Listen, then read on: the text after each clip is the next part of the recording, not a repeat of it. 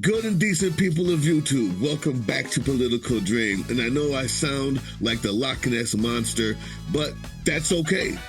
Because I can't do it, because I'm full of phlegm, and you may not want to hear that for however long this lasts. I have the privilege of introducing my actual anger translator, my brother in arms, as it were. Now, excuse me, AdminTim from Sons of Liberty. Oh my God, thank you so much for showing up today, man. Thanks for having me. When you said the Loch Ness Monster, I was immediately talking about childhood. I'm originally from Edinburgh, Scotland, so. Yeah, oh yeah, I remember. Yes, you were telling me that.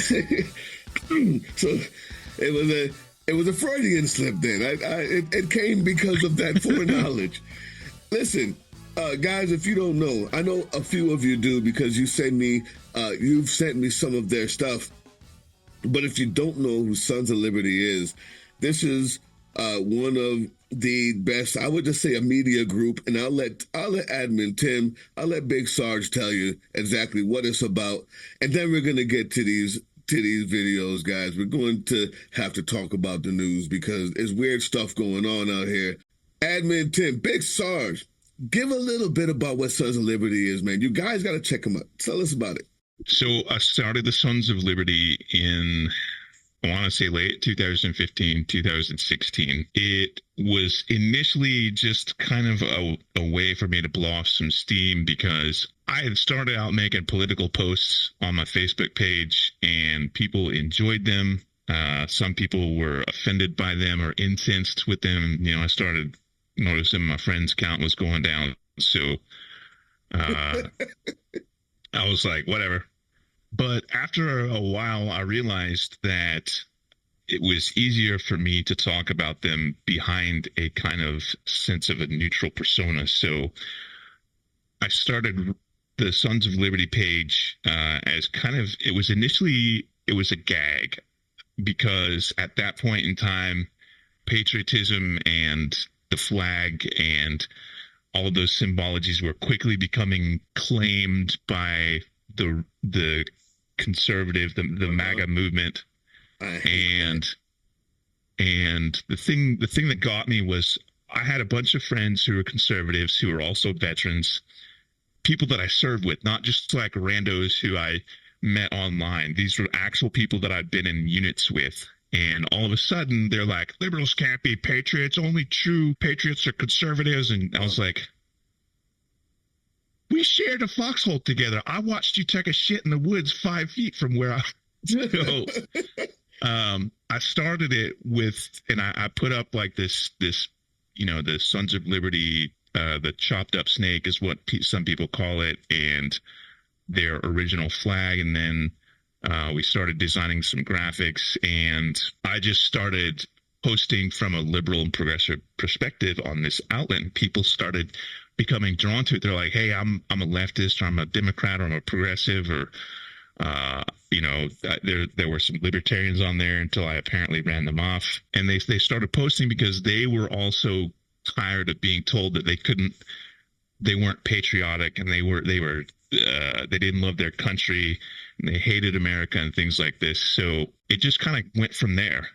And then people really identified with that message. And I was like, you know what? Fuck it. We're reclaiming all of these things. You can't have them. These are ours now. And having served adjacent with the Special Forces unit whilst I was in the Army, in military intelligence, I kind of know what that looks like, the quote-unquote operator look with the glasses and hat. So I know what that look is, and I've kind of co-opted it because a lot of vet bros who weren't even in combat arms, this whole look has kind of become the quote-unquote post-service veteran look. So I'm like, all right, you know what? I've got a beard. I know how to run this look. I can do it. I'll just add that to my arsenal of tools, and it kind of took off online one day. When I posted a rant about Tim Walz, all of a sudden that was like the breaking point. Prior to that, I'd had like maybe 30 or 40 views on videos, and I was like, I don't know what to do here. So anyway, so that's the story in a nutshell. Funny enough, it seems like when you have feckless wannabe, and listen, when I say wannabe, people of YouTube understand. I'm 73, Charlie. I'm not out there riding tanks and in a gunner position. What I am is getting people paid in the Army. That's what I do. And it doesn't mean that I'm not as proud of my service as anybody else. I also was a drill sergeant after that.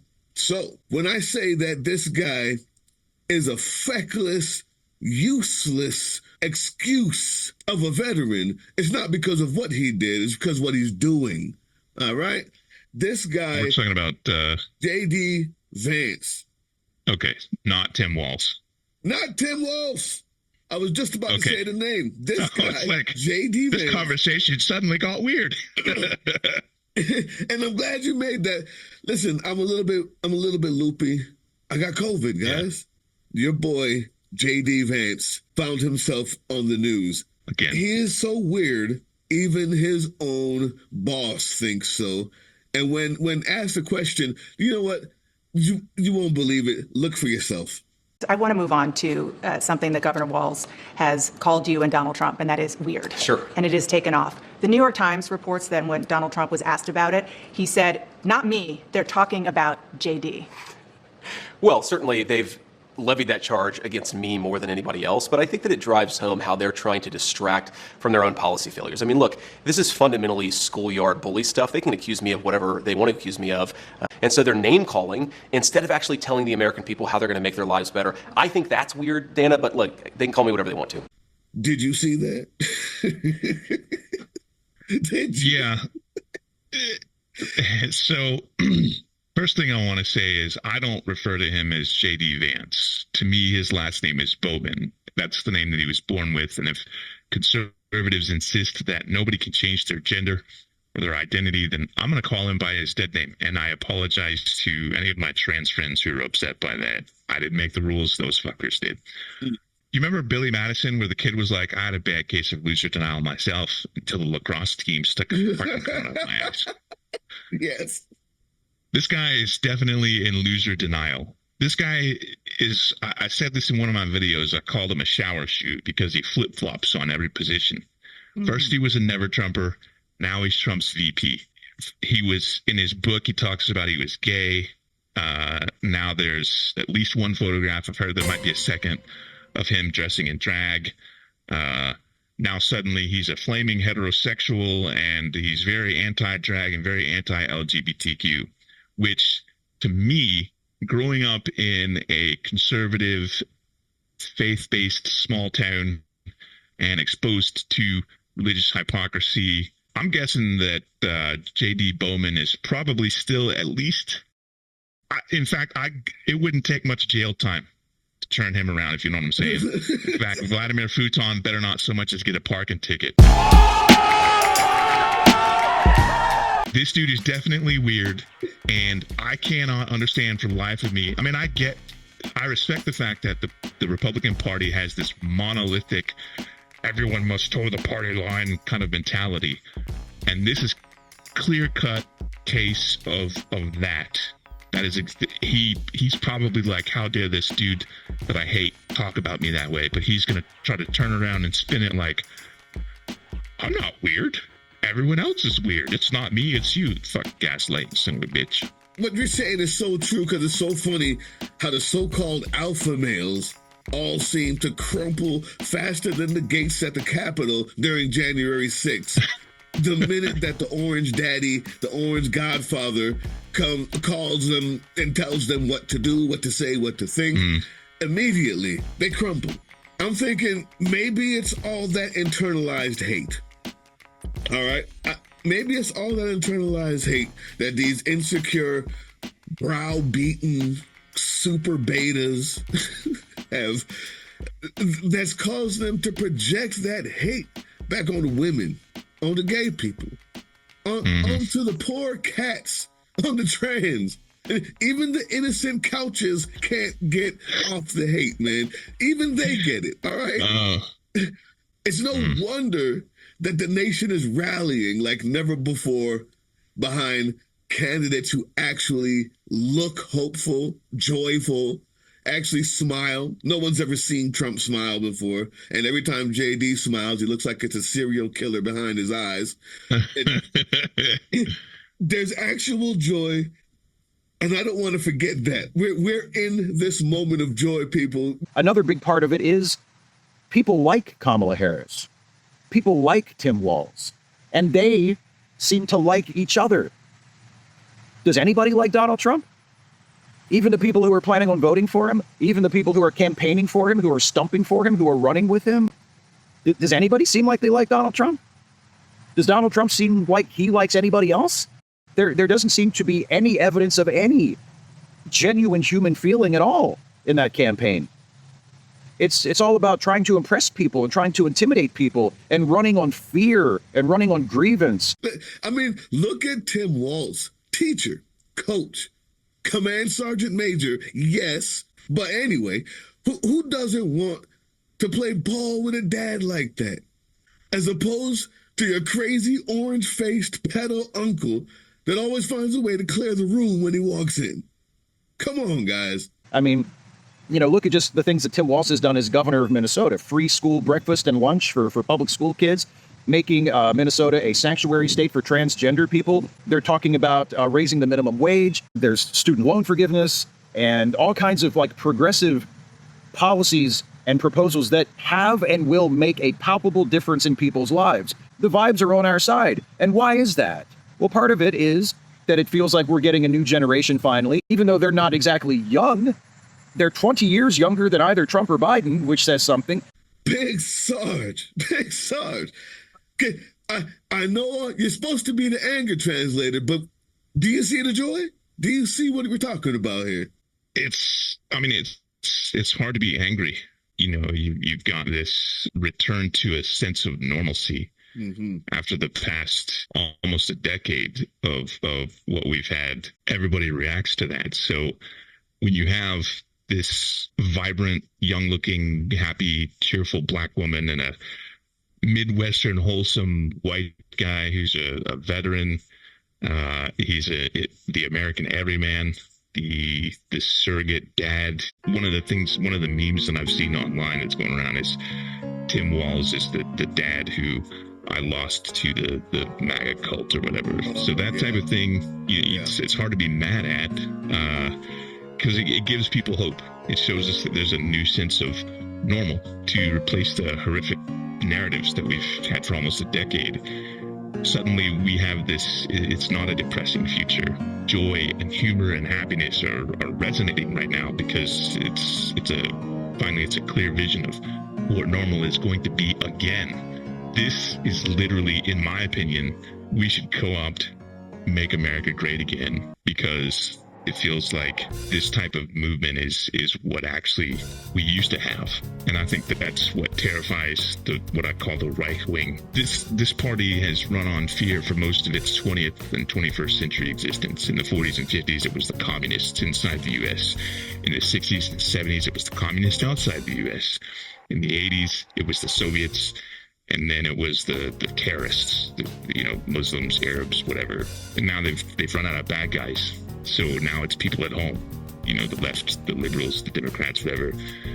This dude rides down his golden escalator and makes up a bunch of bullshit about how the country is awful and he's going to make it great again. And he doesn't specify what's awful. He just starts throwing shit at a wall and seeing what will stick. And what stuck was all these mediocre basement-dwelling guys who have these grievances, this racist, misogynistic bullshit. Remember when people weren't so mean or anxious all the time because of politics? I miss that. And that's a big part of what I'm voting for, along with, not having a racist wish.com fascist tyrant in the White House. Agreed. I like that. I think Make America Great Again. I'm taking that, Sarge. We're going to get in deep shit, though, from everybody. People on the right are like, you can't have that. And people on the left are like, ew, no, you can't reclaim that. That's gross. That means I have no choice but to take it now. That's right. I live off Challenge accepted. that feeds me. And I find it completely weird. It's disgusting that you look at somebody smiling, dancing, and that becomes your commercial. Like your commercial. The villains are dancing. I can't. I don't, and then if you notice like at the Footloose. RNC at the convention, they have a full minute and a half of this guy doing this to YMCA. Jerk off dance, yeah.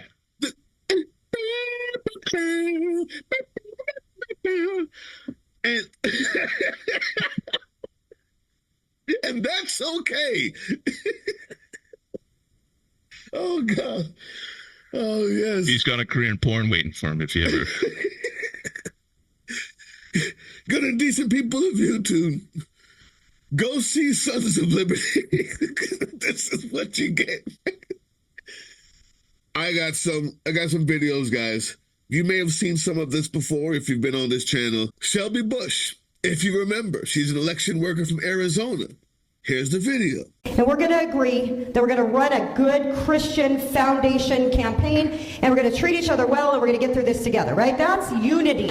Meet Arizona Republican Shelby Bush. The #2 GOP leader in Maricopa County claims to be a Christian, and yet... But if Stephen Richer walked in this room, I would lynch him. She would lynch him? I don't unify with people who don't believe in the principles we believe in the American cause that founded this country. The man she is referring to, Stephen Richer, is also a Republican. He's running for re-election as county recorder, but the American principles Richer believes in include democracy and facts. And what will you do to ensure future elections are safe, secure, and accurately reflect the votes of the people who are legitimate registered voters? I do not believe the 2020 election was stolen.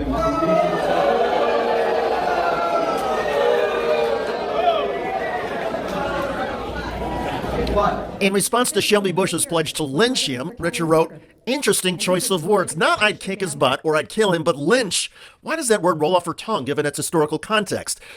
Mrs. Shelby now is fighting to make the name of unelected volunteers, regular working retired people, become public. She's suing to make them public so that she can intimidate them, harass them, right?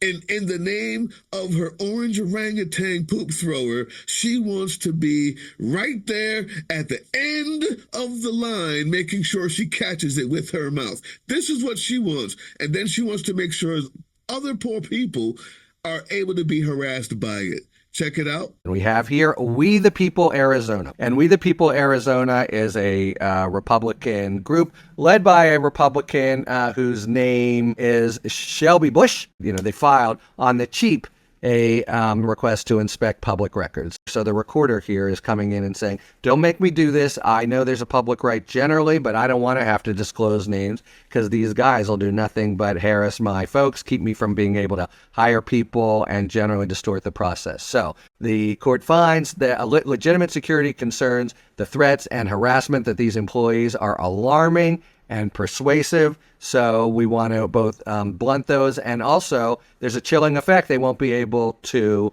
recruit people. That's just Arizona. This is going on everywhere. You feel free to jump in any time, but we can I want to get into Georgia and what's going on there as well. Here's the video.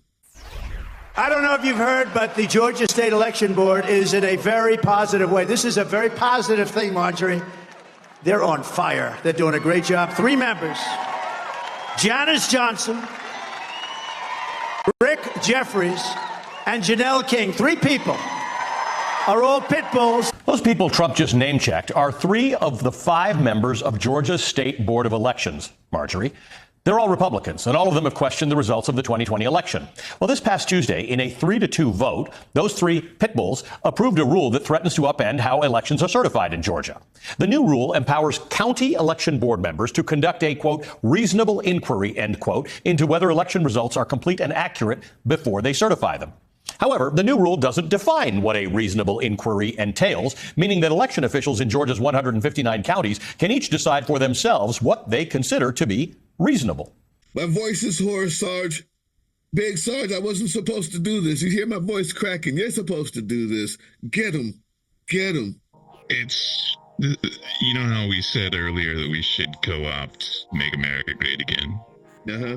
I think we also need to reclaim Stop the Steal, because that's it feels like that's exactly what's happening here. We're going to end up at a point where people are going to have to sue to get their votes counted. And that's going to go through Republican appointed courts. And that's going to get kicked up to the Supreme Court. Now, if it goes to the Supreme Court, which is currently stacked with conservatives, 6-3, I think, with Trump appointees and arch conservatives like Alito and Thomas, we'll see them probably decide for Trump, as they've consistently done, because that's how things have gone. That's what happens when elections have consequences. But this is where we are right now. 2016, we were stunned and surprised. And then 2020, we were like, okay, no more of this bullshit. And then there was the January 6th insurrection, and we almost had a real fucking problem on our hands. Now we're faced with this situation where we know how incompetent and hateful Trump is. We have this entire textbook example of world's worst president in the modern age. We saw 4 years of Trump as an inept, incompetent, dishonest, petulant buffoon. I mean, we know what that administration is like. We know what will potentially happen if he loses, because we have the insurrection attempt. So we just can't let that happen again. But more importantly, what we must do is we have to have massive voter turnout. Yeah. This whole MAGA movement must be so utterly and thoroughly defeated at the polls, at the local, state, and national levels, that all these gross, weird wish.com tyrants and despots are so thoroughly embarrassed that they just fucking go away forever. And then after that, we've got two major tasks to accomplish. There's deprogramming all these fucking hateful whack jobs, ensuring that we never have this type of threat again. And that's besides the main objective of packing the House and the Senate so that our first black female president and our first former enlisted vice president can make the kind of changes that we need. Major sweeping changes to the country, make sure this shit never happens again, get us back on some type of progressive track. So just to make sure that we shut down all these clowns and these election thieves and start the process of trying to reintegrate these people back into society, a sensible society where we can just have civil disagreements, that's what we need. Massive voter turnout. Sarge, on this channel, I've been trying to be a realist, born in Jamaica, and have heard stories about the violence that comes with every election there from my parents. Let me tell you something. The reason why everybody has conceded, even Al Gore, when he knew that he didn't lose but was stolen from him, he didn't cause an insurrection, was because the minute that you say it was rigged, or or you don't concede, you cannot put that toothpaste back in the bottle. I'm of that opinion because I've seen it in history, I've seen it in real life, and Americans have no idea what that looks like. Can you imagine next steps? Because after she wins by a whole lot, no big deal, can you imagine the backlash from those people who are on Rumble right now who still think that the crowd sizes are AI, excuse me, and that there's no such thing as love for Kamala. It's all fake, right? It's all manufactured, and there's no way that she can win because look at the real crowd sizes. Whatever else Lose your denial. They'll find a reason. Can you imagine this? What's that type of violent backlash that's going to happen and what we need to be ready for? You know, I want to say that we might be in somewhat of a safe place because we had all these warnings from Department of Homeland Security and the FBI following the attempt on Trump's life. And then nothing happened. At least I don't think there was anything major that happened. I might be wrong. There might have been like some small localized news stories that we never heard of. But as far as I know, it just kind of was business as usual. For whatever reason, whether it was because you think it was staged or because everyone was just like, well, he's still alive, so it's no big deal. Or they just decided, you know what, they figured out that it's fake. Let's go ahead and just move on because nothing came of that after that. And I remember when Hinckley tried to shoot Reagan, that was like a big deal for months. Anyway, I think that because that was kind of like a bellwether, something, the weather gauge. I also think that because we had that January 6th incident, incident, because we had the January 6th insurrection, I think that because currently we have a Democrat in office who's competent, that when it's time to do the certification, they're going to be prepared. We're not going to be caught flat-footed again. You're going to have, law enforcement, National Guard, everybody's going to be on high alert because nobody who's sensible wants to see shit pop off. The only people who want to see shit pop off are agitators. So I hope that we'll be in a position where we don't have to worry about that. And if it means calling out the National Guard, well, we got to start major walls. Yeah, I love it. I love it. I love it.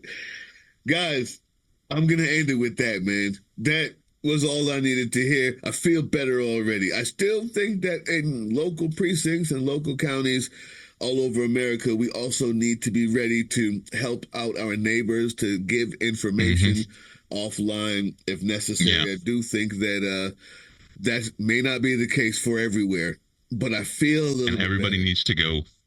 Everybody needs to go check their voter registration to make sure they haven't been decertified or whatever. Disenrolled. It's the word. Yeah. Immediately. Yeah. Man, that was awesome. Big Sarge, can I call you Big Sarge? Yeah, sure, why not? I call myself. AdminTim from the Sons of Liberty. Man, this was awesome. Sons of Liberty. We're going to do this again. I want everybody to know that you guys have got to go check them out.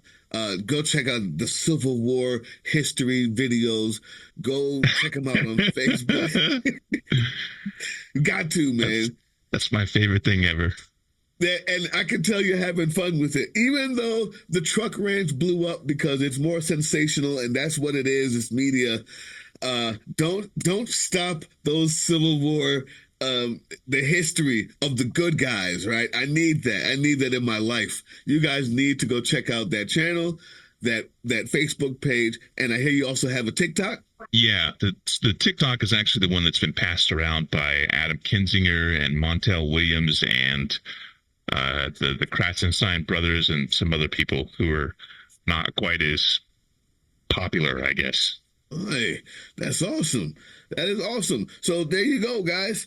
I didn't even know all that, but now I feel like I'm in specialized company. I'm passing them around. Call me Montel Williams, goddammit. Thank you so much for joining us today, man. I really appreciate it. Guys, check them out. Have joy, have hope, but stay vigilant. Peace. Thanks for having me. You're welcome.